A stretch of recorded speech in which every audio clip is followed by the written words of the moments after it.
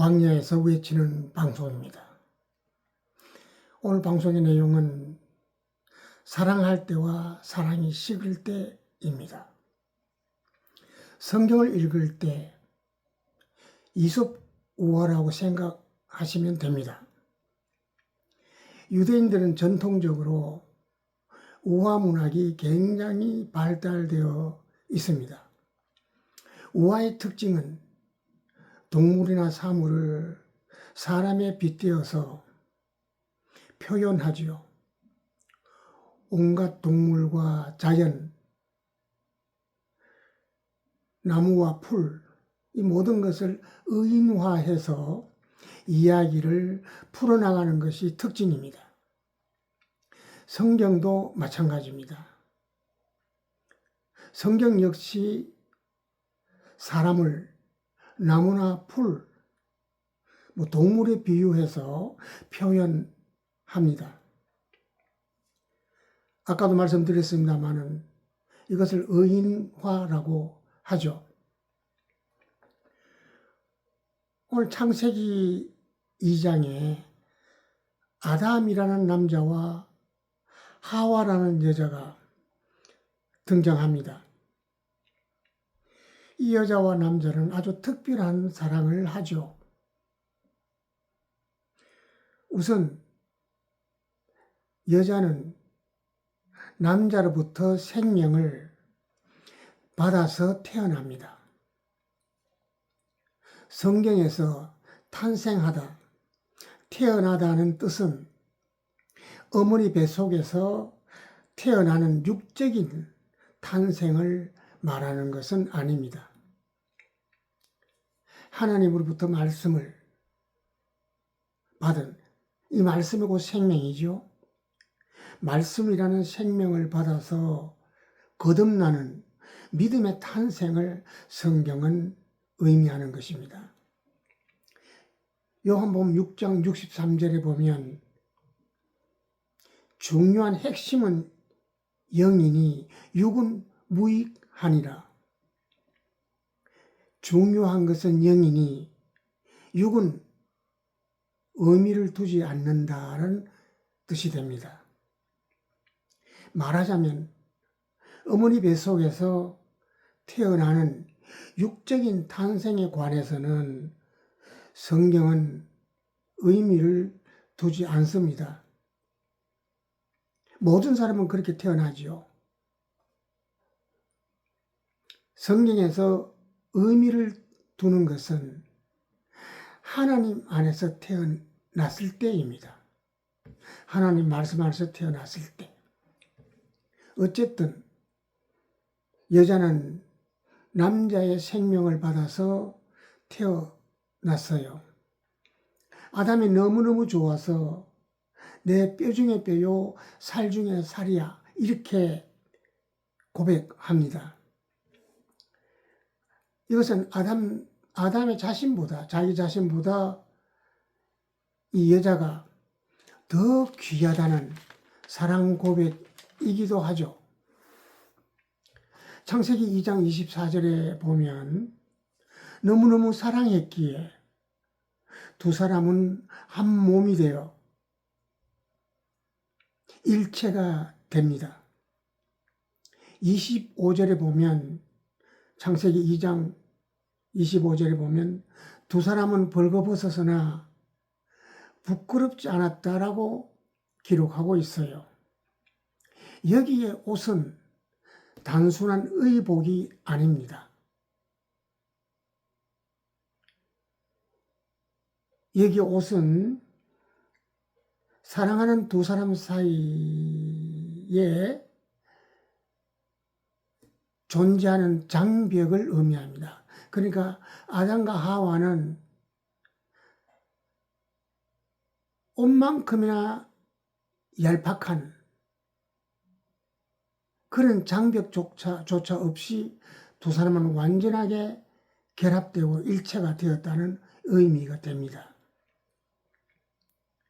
에덴은 하나님이 이 땅 위에서 실현하신 낙원입니다.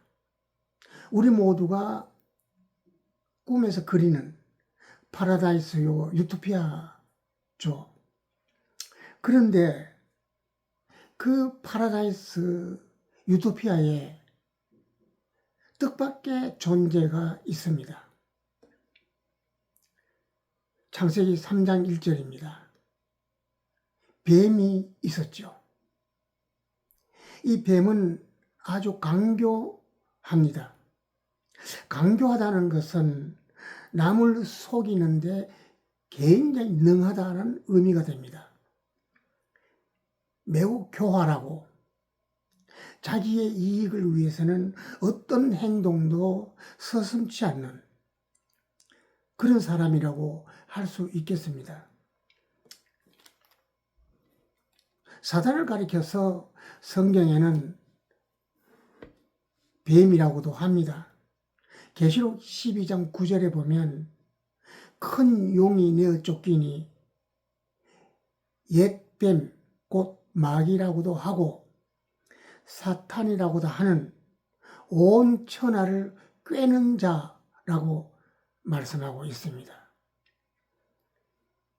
용이라고도 하고 옛날 창세기 3장에는 뱀이라고도 불렀는데 그것이 누구냐? 곧 사탄이다. 이 사탄의 주특기가 뭐냐?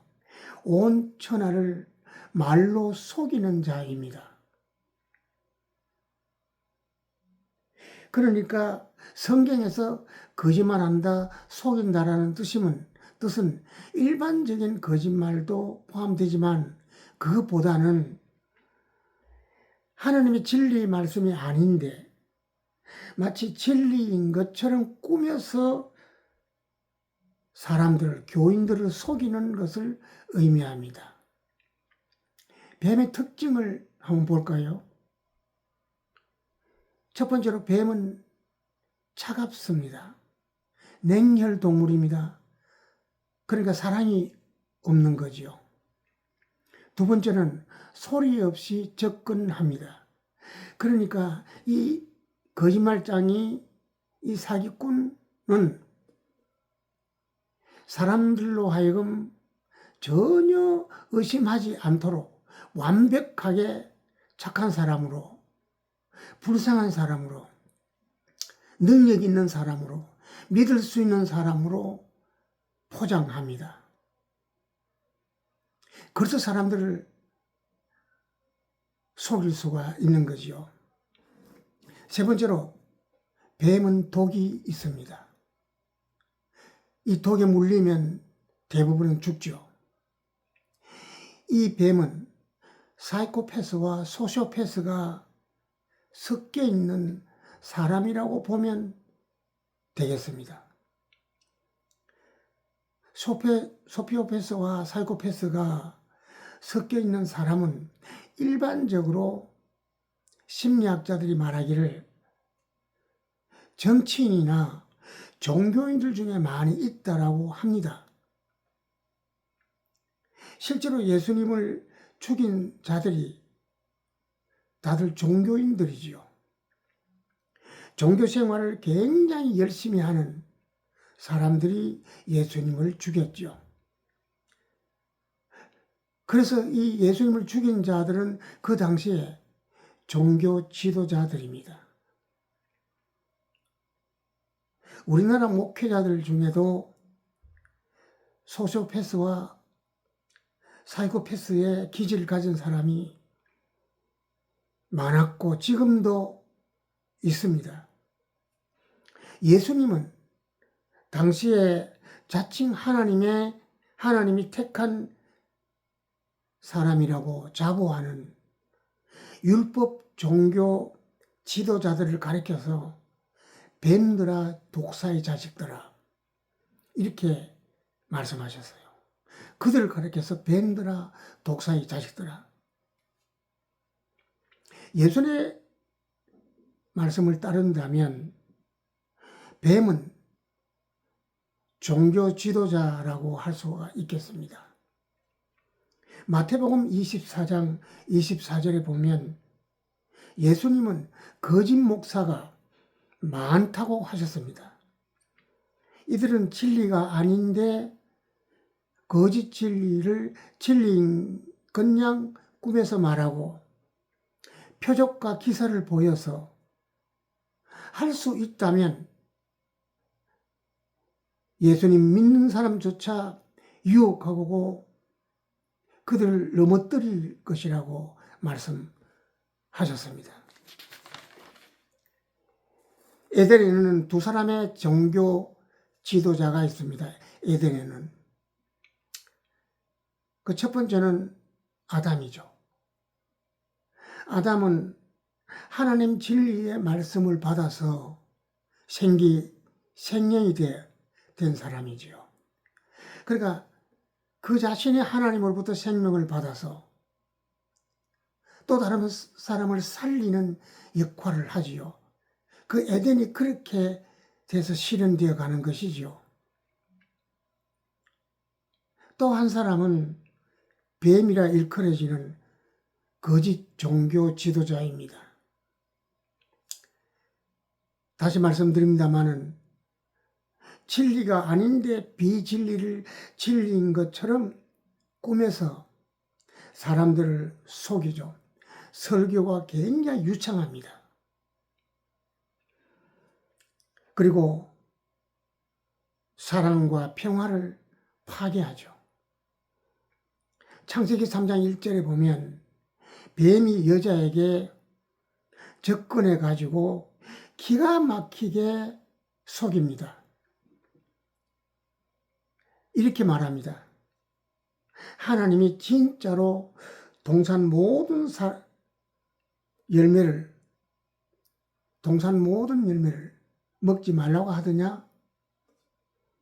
그랬냐? 이렇게 묻습니다. 굉장히 처음부터 왜곡하고 비틀어서 물어보는 겁니다. 하나님은 에덴에 있는 모든 나무의 실과를 너희들이 먹고 그건 괜찮아. 딱 하나 선악과일만 먹지 말라고 하셨지요. 그런데 이 뱀은 동산 모든 나무의 실과를 먹지 말라고 했냐? 그랬지? 라고 말합니다. 창세기 3장 3절에 보면 여자가 뱀에게 대답합니다. 선악나무 열매는 먹으면 죽을 수도 있다, 죽을지도 모른다라고 하나님 말씀하셨거든 이라고 대답합니다.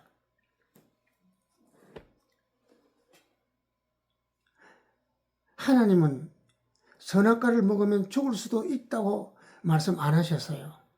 선악과를 먹으면 죽는다라고 하셨죠. 여자는 왜 하나님 말씀을 왜곡할까요? 소시오패스와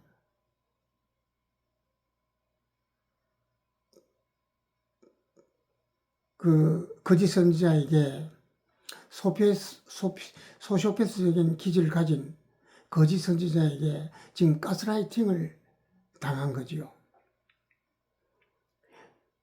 그러니까 이미 거짓 목사의 말에 마음이 뺏겼어요. 뱀이 옳다구나 하고 여자에게 확신을 주는 말을 합니다. 창세기 3장 4절을 봅니다. 괜찮아. 너희가 선악과를 먹어도 결코라고 강조합니다.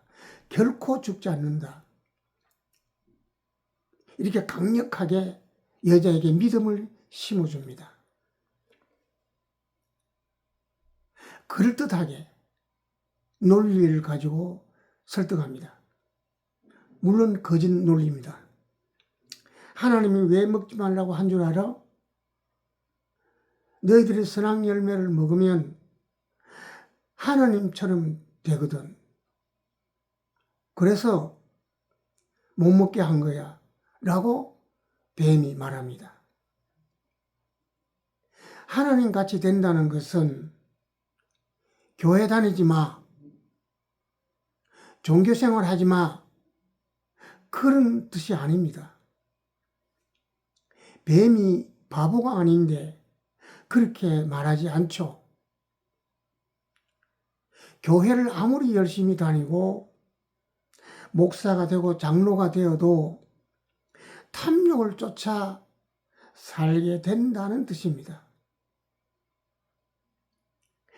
그러니까 하나님 말씀을 쫓아서 사는 것이 아니라 돈을 쫓아서 살게 된다는 의미가 됩니다. 성경은 교회 열심히 다녀라, 종교 생활 열심히 해라, 이렇게 말씀한 적이 없습니다. 예수님 말씀을 듣고 깨달아서 예수님 말씀을 삶 속에 실천하며 살아라는 것이 예수님의 가르침입니다. 기독교인 중에 하도 많아서 뭐 다 말하기도 그렇습니다만은 이명박 전 대통령 교회 장로입니다. 최순실 권사입니다. 뭐 정광훈 목사입니다. 그 외에도 참 너무 많아서 이름을 다 말하기도 좀 그렇습니다. 그러니까 이 모든 대부분 사람들은 오직 돈입니다. 돈. 살아가는 이유가, 존재하는 이유가 세상의 영화와 부귀가 목적이 되지요.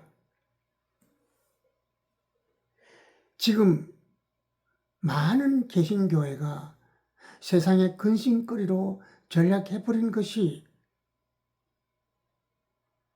이 성경을 보면 그 뿌리를 이해할 수 있을 겁니다. 그러니까 창세기 3장 5절의 상황이 이래서 그렇구나 하고 금방 이해가 될 겁니다. 3장 6절에 봅니다. 여자가 뱀이 꼬드기는 말에 홀딱 넘어가서 선악 열매를 봅니다. 그전에는 보지도 않고 곁에 가지도 않았는데 지금은 곁에 가서 보고는 선악 열매를 보고 있어요. 보기에 너무 아름다워요. 먹고 싶어서 못 견딜 지경이에요. 너무너무 탐스러워요. 이 선악 나무는 또는 열매는, 선악나무는 거짓 선지자고 열매는 거짓 선지자가 주는 말입니다. 그 말이 너무나도 귀에 듣기가 좋아요. 거짓 선지자가 하는 말은 너무너무 달콤해요. 그리고는 하와는 자기도 먹고 자기 남편인 아담에게도 줍니다. 여보, 먹어봐. 너무 맛있어. 자기야, 저 사람 말 들어봐. 너무너무 나만 좋아. 어이, 나 홀딱 반했거든. 대단해. 한번 들어봐. 이렇게. 이것을 먹으면 하나님과 같이 된다고 하네. 아담은 여자의 말을 듣고 먹습니다. 거짓 선지자와 사기꾼은 그 범죄를 계속해서 거미줄처럼 넓혀갑니다. 사기꾼 전청조 씨가 전 펜싱 선수 출신인 남현희 씨를 딱 타겟으로 해서 그를 중심으로 거미줄처럼 그 사기 행각을 계속해서 넓혀갑니다. 창세기 3장 7절에 보면 선악 열매 먹고 나니까 자기들이 벗은 줄 알고 무화과 나무 잎을 잘라서 옷을 만들어 입습니다. 이 옷은 내 몸과 같이 사랑하던 사람과 사이에 벽이 생겼다는 뜻입니다. 사랑은 공감하고 이해하는 것인데 벽이 생겨가지고 공감 못합니다. 사이코패스의 특징이 뭐냐 하면 공감 못하는 거죠. 공감하는 것처럼 위장은 잘합니다. 그들이. 그러나 실제로는 공감을 하지 못하죠. 독재자들은 국민들은 살기 어려워 죽겠는데 공감을 못합니다. 또 목회자들 중에도 교인 숫자가 너무너무 많아서 교회 재정이 넘쳐나는데도 그 교회 안에 하루 벌어 하루 먹고 사는 교인들의 속사정을 공감을 못합니다. 다음 창세기 3장 8절입니다. 그들은 갑자기 하나님을 피합니다. 선악 열매를 먹으면 공감 능력이 없고 그 다음에 소통불통이 되죠. 세 번째로 하나님을 피합니다. 하나님을 피한다는 것이 교회에 다니지 않는다는 뜻이 아닙니다. 예수님을 죽인 유대인들은 교회를 안 다닌 것이 아닙니다. 종교생활 진심으로 열심히 했죠. 근데 뭐가 문제지요? 율법 잘 알고 성경 잘 알고 잘 지켰지요. 그런데 정작 중요한 것은 뭐지요? 그 성경의 핵심을 알려고 안 했습니다. 천국의 비밀요. 하나님 나라 실현요. 태초에 말씀이 계셨고 이 말씀이 곧 하나님이고 이 말씀이 곧 예수님이라고 창세기 요한복음 1장 1절에는 기록하고 있습니다. 종교생활에 길들여진 사람은 예수님의 진리의 말씀을 한사코 듣지 않으려고 합니다. 하나님은 말씀으로 존재하십니다. 천국 진리의 말씀이 곧 하나님이십니다. 하나님이신 이 말씀은 바로 듣고 깨달으면 생명이 되지요. 그런데 들으려고 안 합니다. 요한복음 8장에 보면 예수님을 미워하고 죽이려고 하는 그 유대 종교 지도자들에게 예수님이 이렇게 말씀하십니다. 너희들은 도무지 내 말을 들으려고 안 하는구나. 그 다음에 선악과일 먹은 후에는 죄를 전가하게 됩니다.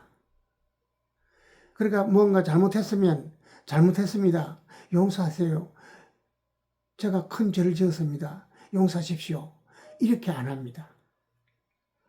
절대로 자기 죄를 인정 안 합니다. 그리고 자신의 잘못을 다른 사람에게 덮어씌우거나 전가합니다. 하나님이 물으십니다. 먹지 말라고 한 열매를 네가 먹었니? 창세기 3장 12절에 보면 뭐라고 핑계를 댑니다. 이렇게 됩니다. 하나님이 나에게 주신 그 여자가 과일을 먹으라고 해서 내가 먹었나이다 라고 대답합니다. 그러니까 하나님이 데려온 그 여자,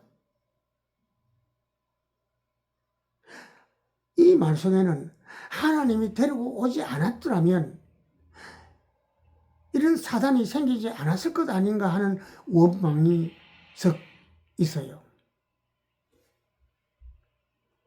하나님이 데리고 오지 않았더라면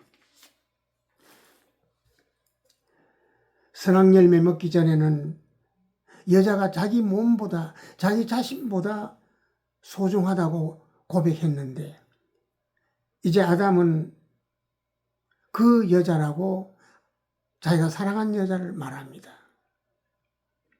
선악 열매 먹은 후에는 하나님 말씀이 싫어졌습니다. 무화과 나무 옷은 육적인 종교 생활을 의미합니다. 영적인 종교 생활은 포도나무 옷입니다. 이제는 사랑하는 사람을 그 여자라고 말하고 이 모든 책임을 그 여자에게 떠넘깁니다. 하나님께서 선악 열매 먹으면 죽는다는 뜻을 이제 우리는 이해해야 될 것입니다. 이기적인 사람이 되고 탐욕을 쫓아 사는 사람이 됩니다. 천국 진리가 없는 종교 생활을 하면 할수록 종교 생활의 노예가 됩니다. 진정으로 잘못을 뉘우치고 새로운 삶을 살려고 하지 않습니다. 종교 생활 오래 한 사람들이 왜 소통 불통이 되는지 이제 이해했습니다. 그래서 계시록 3장 1절에 보면 너희가 살아있다고 하나 실상은 죽은 자 이렇게 말씀합니다. 부디 예수님의 진리의 말씀을 듣고 깨달은 사람이 되기를, 그리고 우리들의 삶의 현장 속에 예수님의 말씀이 실현되기를 소망합니다.